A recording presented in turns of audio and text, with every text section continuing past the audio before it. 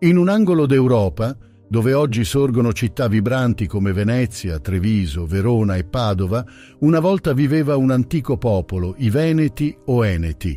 Prima che le legioni romane marciassero attraverso la penisola italiana, prima che le gondole solcassero le acque di Venezia, i Veneti avevano già lasciato il loro segno in questa terra.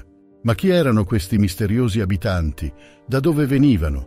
E come si sono intrecciati i loro destini con l'ascesa dell'impero romano? Accompagnateci in questo viaggio nel tempo, mentre sveliamo la storia dei Veneti, un popolo che ha giocato un ruolo cruciale nel mosaico della storia italiana. Immergetevi nelle loro tradizioni, nelle loro battaglie e nelle loro alleanze e scoprite come hanno contribuito a plasmare l'Italia che conosciamo oggi. Benvenuti nel nostro videodocumentario sulla storia dei Veneti. I Veneti, un'antica popolazione preromanica, hanno radici profonde nella storia dell'Europa. Questo popolo, noto per la sua ricca cultura e la sua influenza nell'antichità, ha lasciato un segno indelebile nella storia dell'Italia e dell'Europa.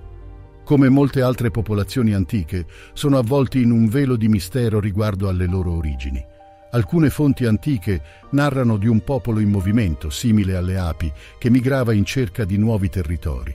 Questa immagine evocativa ci fa immaginare gruppi di persone guidati da un impulso primordiale alla ricerca di una nuova casa.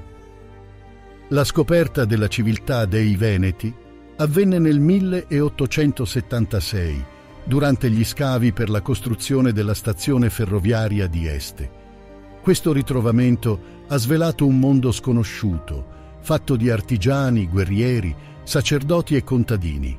Nell'età preistorica, la regione veneta era abitata da gruppi etnici di lingua pre-indoeuropea chiamati Euganei. Tuttavia, intorno al IX o X secolo a.C., i Veneti, provenienti dall'Europa centrale, arrivarono in questa regione. Questi migranti, parlando una lingua di origini indoeuropee, assimilarono rapidamente gli Euganei e si stabilirono principalmente nelle aree che in seguito diventarono Este e Padova. Questa civiltà, convenzionalmente chiamata Paleo-Veneta, raggiunse il suo apice tra il VI e il V secolo a.C., quando iniziò a commerciare con gli Etruschi e attraverso l'emporio greco-orientale presente ad Adria. Tuttavia, la storia di questo popolo è intricata e complessa e le teorie sulle loro origini sono molteplici. Di seguito vi presentiamo le teorie più diffuse. Gli antichi autori, tra cui Tito Livio, concordano nel collocare le origini dei Veneti in Paflagonia, una regione dell'Asia Minore, oggi parte della Turchia. Ma cosa li ha spinti a lasciare la loro terra natia? Le ragioni di queste migrazioni antiche sono spesso avvolte nel mistero. Tuttavia, la guerra di Troia potrebbe aver giocato un ruolo chiave. Si dice che, durante questo conflitto epico, i Veneti si schierarono con i Troiani.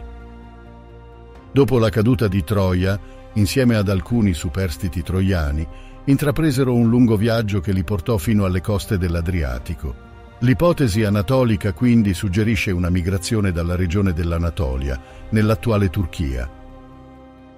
Tuttavia, una delle teorie più diffuse e accreditate suggerisce che i Veneti siano arrivati nella regione veneta attorno al 1000 a.C. da oltre le Alpi. Questa teoria si basa su evidenze archeologiche e linguistiche che indicano una migrazione da nord. Altri studiosi sostengono che i Veneti fossero presenti nella regione molto prima del 1000 a.C. Questa teoria si basa su ritrovamenti archeologici che suggeriscono una presenza continua nella regione. Attratti dalla fertilità della terra e dalla ricchezza delle risorse, i Veneti decisero di stabilirsi in un territorio che si estende dalle attuali 3 Venezie. Questa regione, con le sue montagne maestose, le sue pianure rigogliose e le sue coste affacciate sul mare, offriva tutto ciò di cui avevano bisogno. Era un territorio ideale, con abbondanza d'acqua, terreni fertili e passaggi montani che facilitavano i contatti con altre popolazioni. Nel corso degli anni sono stati fatti numerosi ritrovamenti archeologici nella regione veneta che hanno fornito informazioni preziose sulle origini e sulla storia dei Veneti. Alcuni dei ritrovamenti più significativi includono necropoli di Este, Situata nella città di Este, questa necropoli risale all'età del ferro e contiene tombe e reperti che testimoniano la presenza dei Veneti in epoca antica. Iscrizioni in lingua venetica. Sono state scoperte diverse iscrizioni in lingua venetica che forniscono informazioni sulle origini linguistiche dei Veneti e sulla loro cultura. Ritrovamenti a Padova e Treviso. In queste città sono stati scoperti reperti archeologici che risalgono all'età del bronzo e che testimoniano la presenza dei Veneti in epoche molto antiche. La lingua venetica è conosciuta attraverso iscrizioni risalenti dal VI al I secolo a.C. Queste iscrizioni sono state trovate principalmente su stele funerarie e oggetti votivi. La lingua venetica è considerata una lingua indoeuropea, ma la sua esatta classificazione è ancora oggetto di discussione tra gli studiosi. Alcuni la considerano una lingua italica, mentre altri la vedono come una lingua distinta all'interno della famiglia indoeuropea. La scrittura venetica utilizzava un alfabeto derivato dall'alfabeto etrusco, che a sua volta derivava dall'alfabeto greco. Le iscrizioni venetiche sono state trovate in diverse parti della regione veneta, compresi i siti di Este, Padova e Verona. La società venetica era organizzata in città-stato, simili a quelle della Grecia antica. Queste città erano governate da aristocratici e avevano una propria classe sacerdotale. I Veneti erano noti per la loro abilità nell'arte della navigazione e del commercio. Avevano stretti legami commerciali con le popolazioni dell'Adriatico e del Mediterraneo, compresi gli Etruschi, i Greci e i Celti. Nella società degli antichi Veneti, le differenze sociali erano ben definite. Al gradino più basso troviamo i servi, individui con vesti semplici e spesso scalzi. Al centro la fascia dei lavoratori autonomi, artigiani, mercanti, agricoltori, cacciatori e pescatori, oltre ai guerrieri. Questi ultimi, armati simili ai guerrieri greci e troiani, erano protetti da elmi, corazze di cuoio e lamine bronzee e armati di scudi rotondi, spade e lance. I cavalieri, anch'essi di grande importanza, cavalcavano senza sella e avevano a disposizione cocchi da guerra trainati da cavalli veneti robusti. Al vertice della società i signori, individui di grande ricchezza o eroi di guerra, e i sacerdoti riconoscibili per le loro vesti ricche e distintive. È probabile che lavoratori specializzati fossero raggruppati in corporazioni, mentre i commercianti, legati da interessi comuni, trassero profitto dal commercio con altre popolazioni. Ogni villaggio veneto era indipendente, ma in caso di minacce esterne o guerre si univano in una coalizione di reciproco aiuto. Centri come Este, Padova, Vicenza, Oderzo e Montebelluna fungevano da punti di riferimento per i villaggi minori. Nonostante la natura pacifica dei Veneti, la guerra e i guerrieri avevano un ruolo centrale, garantendo sicurezza, proteggendo beni e persone e mantenendo la pace nelle comunità. I Veneti crearono una cultura unitaria che ebbe il suo massimo sviluppo tra l'VIII e il II secolo a.C., una cultura nettamente differenziata rispetto alle altre dell'Italia protostorica. Tra gli insediamenti più importanti annoveriamo Padova, Patavium, una delle principali città dei Veneti antichi. È conosciuta per la sua università, fondata nel 1222, che è una delle più antiche al mondo. Este, un altro centro importante dei Veneti antichi, ha dato il nome alla famiglia d'Este, che ha avuto un ruolo di primo piano nella storia italiana durante il Medioevo e il Rinascimento. Sempre attorno ai centri più grossi, i Veneti iniziarono il disboscamento delle foreste e si organizzarono in centri abitati sempre più grossi, soprattutto lungo i fiumi Adige, Brenta e Piave. Le maggiori città furono Altino, Montebelluna, Oppeano e Gazzo Veronese. Le città erano organizzate in modo simile alle polis della Grecia antica, funzionando come città-stato indipendenti. Ogni città era un centro di potere, cultura e commercio e aveva una propria identità. Al centro di queste città c'era un'aristocrazia dominante che deteneva il potere politico e religioso. Questi aristocratici erano spesso coadiuvati da una classe sacerdotale che non solo officiava riti religiosi, ma anche fungeva da mediatore tra gli dei e il popolo. I Veneti inoltre erano rinomati per le loro prodezze marittime. Con una posizione geografica privilegiata lungo l'Adriatico, svilupparono abilità avanzate nella navigazione e nel commercio marittimo. Questo li ha portati a stabilire reti commerciali estese, interagendo con diverse civiltà come gli Etruschi, i Greci e i Celti. Questi scambi non erano solo di natura materiale, ma hanno anche permesso un flusso di idee, culture e credenze. Nel cuore della civiltà venetica, la natura e il divino erano strettamente intrecciati.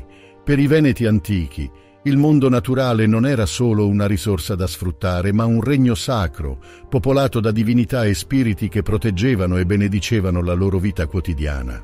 La spiritualità dei Veneti era profondamente radicata nel politeismo, condividendo molte somiglianze con le religioni degli altri popoli italici. Tuttavia, avevano anche divinità uniche che riflettevano le loro credenze e valori.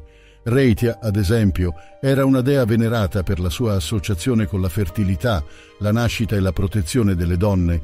Tra le numerose divinità venerate dai Veneti, Reitia emergeva come una delle più importanti. Conosciuta anche come Pora, era la dea della fertilità, della nascita e della salute. Era la custode della vita, sia in questo mondo che nell'aldilà. Le donne in particolare la veneravano, cercando la sua benedizione per una gravidanza sicura e per la nascita di bambini sani. Le rappresentazioni di Reitia la mostrano come una figura maestosa, vestita con gli abiti tradizionali veneti.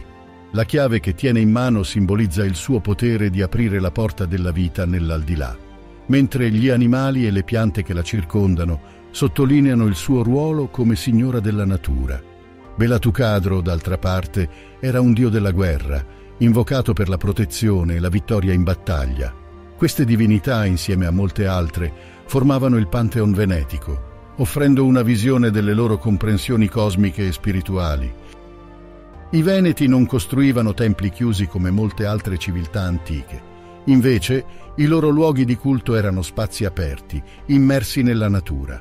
Questi santuari erano spesso situati in luoghi particolarmente suggestivi, prati fioriti, boschi ombrosi, rive di fiumi scintillanti o sorgenti mistiche. Questi luoghi erano visti come punti di incontro tra il mondo umano e il divino. In questi spazi sacri i Veneti compivano riti e offrivano doni alle divinità, chiedevano protezione, benedizioni e favori, sperando che le loro preghiere fossero ascoltate. L'acqua, in particolare, aveva un ruolo centrale in questi rituali, simboleggiando la purificazione e il rinnovamento. La morte, per i Veneti antichi, non era vista come una fine definitiva, ma come un passaggio verso un altro stadio dell'esistenza. Questa profonda convinzione si rifletteva nei loro elaborati riti funerari e nelle pratiche di sepoltura. Il corredo funerario era una componente essenziale delle sepolture venetiche. Questi oggetti personali, accuratamente selezionati, erano destinati ad accompagnare il defunto nella sua nuova vita nell'aldilà. Si riteneva che questi oggetti potessero fornire conforto e sostegno al defunto, aiutandolo a navigare nel mondo dei morti. Ogni oggetto aveva un significato particolare e rappresentava un aspetto della vita del defunto. La cremazione era una pratica comune tra i Veneti antichi. Si riteneva che il fuoco purificasse l'anima del defunto, facilitando il suo passaggio verso l'aldilà. Tuttavia, era essenziale che il corpo fosse tenuto lontano dalle fiamme per preservare la sua integrità spirituale. Le ceneri e i resti venivano poi raccolti con cura e conservati in vasi ossuari che venivano deposti nelle tombe. Solo le personalità di spicco avevano il privilegio di essere sepolte in grandi sarcofagi di pietra rosa. Questi sarcofagi erano spesso decorati con simboli sacri e rappresentazioni della vita del defunto. All'interno il corredo funerario era disposto con cura.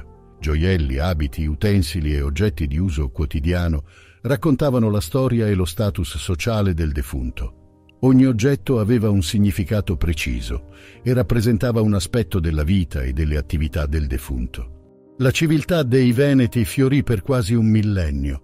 Durante questo periodo svilupparono una cultura ricca e distintiva. Le tombe in particolare sono una finestra preziosa sulla loro vita e sulle loro credenze. Inizialmente i defunti venivano sepolti in semplici buche nel terreno. Con il tempo, però, le pratiche funerarie divennero più elaborate. C'erano tombe di pietra, cassette di legno e grandi vasi di terracotta. Queste sepolture, spesso accompagnate da ricchi corredi funerari, ci parlano di una società stratificata e di una religione complessa. Nel tessuto intricato delle antiche civiltà, i Veneti si distinguevano per le loro relazioni complesse e spesso ambivalenti con le popolazioni circostanti. Queste relazioni erano un mix di conflitti, alleanze e scambi commerciali. Nel V secolo a.C., le coste venete divennero teatro di un tentativo di invasione da parte dello spartano Cleonimo. Questo audace guerriero, attratto dalle ricchezze e dalla posizione strategica dei territori veneti, cercò di stabilire un dominio nella regione. Tuttavia i Veneti, con la loro determinazione e abilità militare, riuscirono a respingere Cleonimo, dimostrando la loro resilienza e capacità di difesa. Ma non furono solo le invasioni a definire le relazioni. La loro storia è anche segnata da alleanze significative, in particolare con i Romani. Quando le orde galliche guidate dal temibile Brenno si avvicinarono alle porte di Roma nel 390 a.C., i Veneti non esitarono a schierarsi al fianco della città eterna. Questa decisione non fu dettata solo da considerazioni strategiche, ma anche da un profondo senso di affinità e rispetto reciproco con i Romani. I Veneti divennero alleati dei Romani. La loro alleanza fu rafforzata nel 200 a.C., quando i Romani li aiutarono a respingere un'invasione dei Galli. Da quel momento i Veneti furono gradualmente integrati nell'orbita romana, diventando alleati fidati e contribuendo con truppe alle campagne militari romane. Questo legame divenne ancora più evidente durante uno dei periodi più critici della storia romana, l'invasione di Annibale.